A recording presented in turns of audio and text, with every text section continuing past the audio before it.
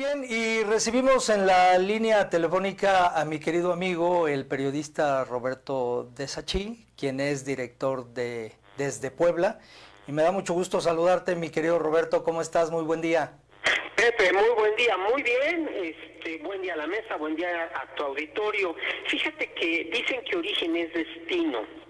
Y este refrán viene al caso porque desde el aeropuerto de Texcoco hasta la fábrica de automóviles Tesla, México se ha convertido en un gran espantador de inversiones.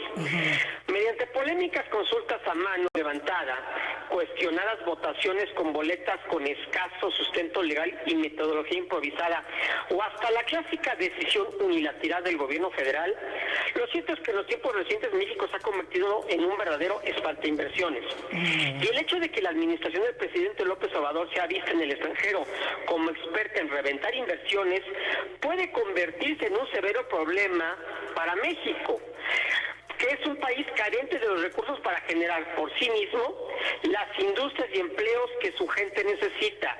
Recordemos, Pepe, que según estimaciones, América Latina se va a contraer 5.2% este año debido a la crisis del COVID-19. Esto implicará que todos los gobiernos, incluidos de México y todos los países, van a necesitar inversiones, van a necesitar de la iniciativa privada para salir adelante.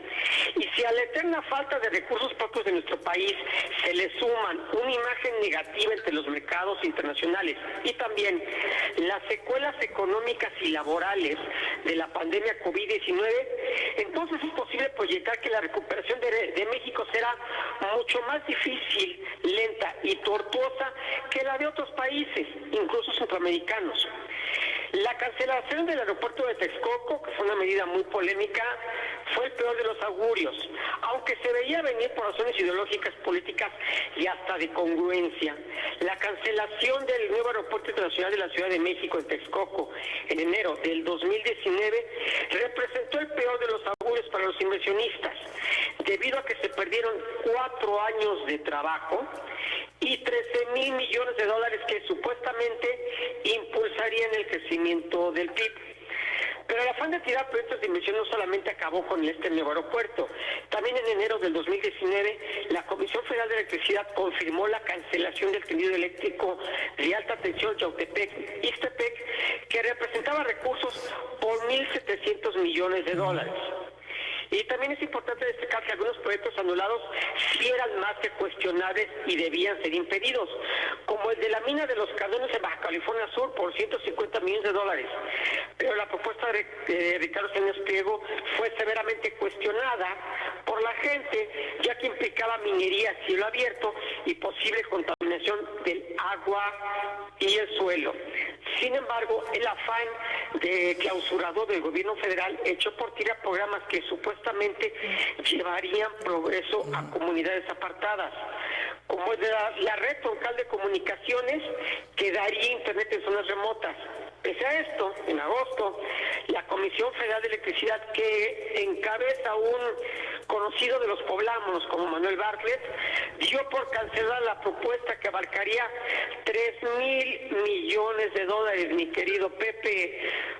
Y bueno, el último caso, digamos, escandaloso fue de la cervecera americana Constellation Brands, que llevaba el 60% de avance para abrir su fábrica en Mexicali, un plan iniciado en el 2016 por 1.500 millones de dólares.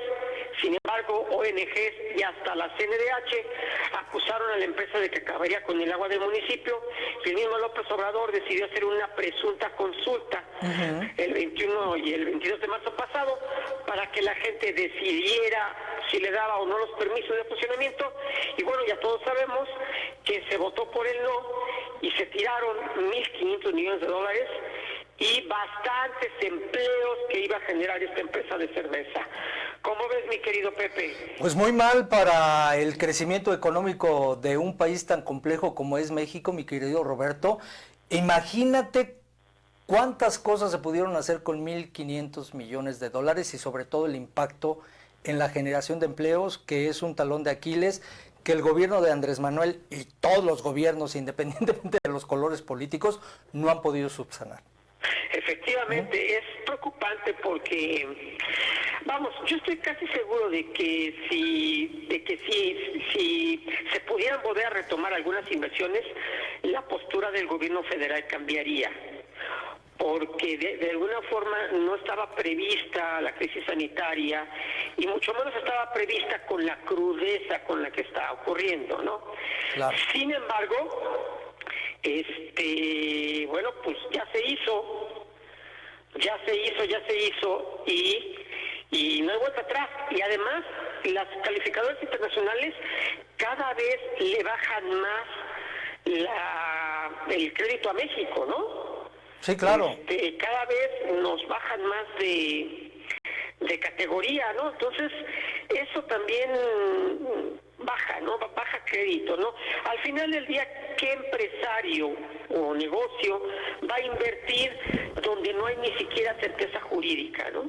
Claro, y sobre todo, sabes que, mi querido Roberto, es lamentable que los gobiernos pues no fomenten precisamente las condiciones para poder atraer la inversión tanto nacional como extranjera, porque pues esto sin duda reactivaría y le daría movilidad al poder adquisitivo que está mermado desde hace mucho tiempo.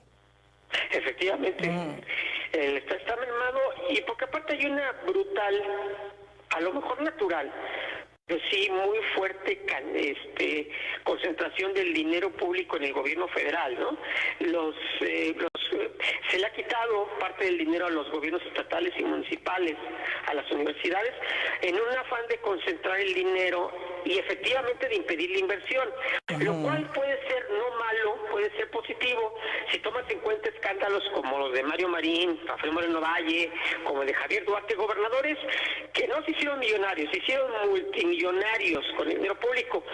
Sin embargo, en el entorno actual de crisis económica y de crisis de sanidad, el hecho de que el gobierno federal no apoye en nada a los gobiernos estatales y municipales para superar la pandemia, sí me parece muy cuestionable, mi Pepe. Pues bueno, pues vamos a estar pendientes y sobre todo muy puntual tu comentario en el tema de esta reactivación de la inversión, y pues sin duda este sexenio pues está marcado por posibles elefantes blancos como el aeropuerto y como tantas otras, que vino a agudizarse con el tema de la emergencia sanitaria por la pandemia del coronavirus. Así es, la crisis. Ya mismo López Obrador dijo que en junio va a ser lo peor, junio y julio, pero que después viene la reactivación. Yo, ojalá así sea. Sí, claro. Francamente lo dudo, porque aunque es cierto y hay que decirlo, el gobierno federal no se ha endeudado, a diferencia de administraciones anteriores que se endeudaron de una manera verdaderamente irresponsable. Sin embargo, ningún gobierno tiene los recursos suficientes para generar por sí solo los empleos y el bienestar que el país necesita. Muy bien, pues vamos a estar muy pendientes, mi querido Roberto. Te mando un abrazo, cuídate mucho. Fuerte abrazo y buen día a todos.